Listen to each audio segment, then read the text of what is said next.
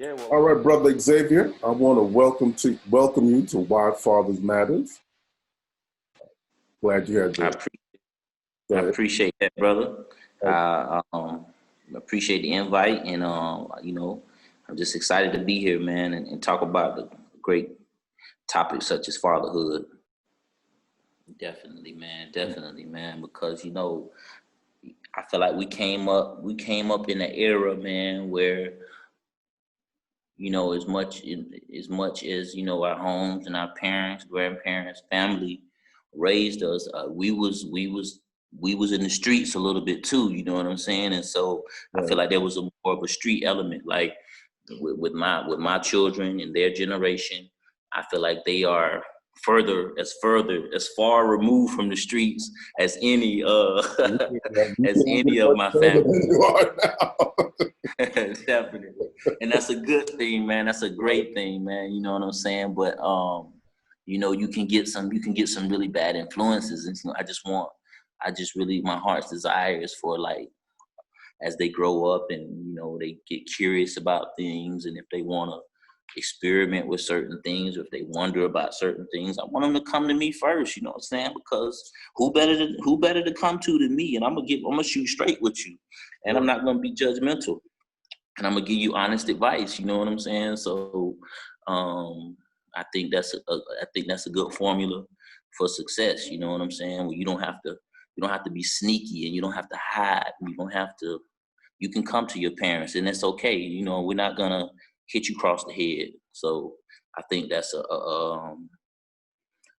something that our generation has really learned. You know what I'm saying? I see a lot of my the people that I grew up with, and I see their kids, and I see how successful they are, and I just see the families that they're raising, people that they're raising. I'm just proud of the products that we putting out there, man, because it's not easy being a parent. It's not easy, you know, navigating through life, growing up, dealing with whatever trauma you did deal with, and just coming to a space where you can still not,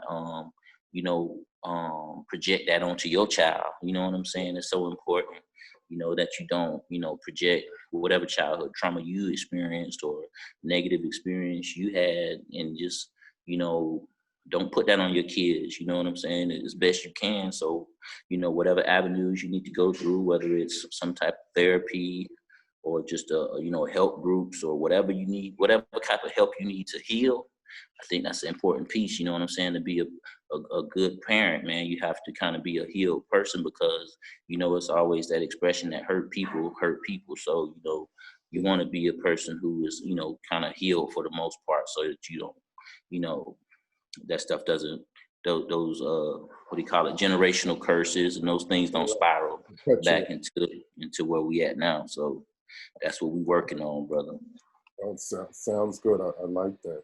So tell me, so tell me this. You talk about you and your wife. How do you and your wife kind of balance your perspectives on parenthood? Are they different, or they're kind of the same? But how do you balance those two perspectives?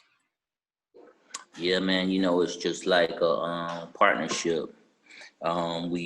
We put up a united front. You know what I'm saying? We always going to support each other, and if one or the other, we may feel like they could have done something better.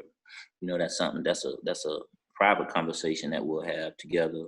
And I think, like I keep saying, it's really a natural thing, because it's not honestly something that we spend a lot of time uh, premeditating, and just talking about. We've been together, me and my wife. We've been together, we've been married now since 2007. So what is that, like 13 years plus 5 years? So we've been out almost. We went to college together, even though we didn't date until after college. So it's like we've been knowing each other for 20, like almost 20 plus years now. You know what I'm Right. saying? And so we've been friends. We've been in relationships. So us coming together and how we parent, it just matches up. You know what I'm saying? And You know, we do have conversations and we do talk. We do, you know, we do talk and we do have conversations about what we want for each other and about, you know, different things as far as parenting. If something comes up, you know, I think that's the key word is, you know, we're not afraid to communicate, have open conversations, you know, and just come to mutual agreements. And it goes back to that, you know, respect thing, you know, just like I respect her as my wife. I respect her as my helpmate, you know, um, and I listen. You know, I try my best to listen to her, and I think she does a good job of listening to me. And you know, we try really hard to just, you know, do the best that we can, you know, and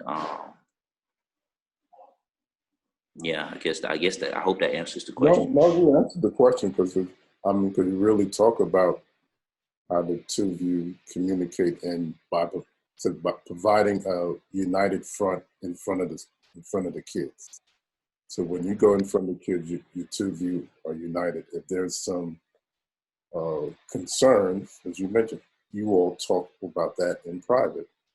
Whether one thing could have been handled a little bit differently, you guys talk about that in private. But when you're in front of the kids, you're at a united front, which I mean, that's excellent. That's where you need to be because anytime there's confusion, you know, kids will see right through that, and then kids are great manipulators. So they know how to see the weakness, and they will put one against the other.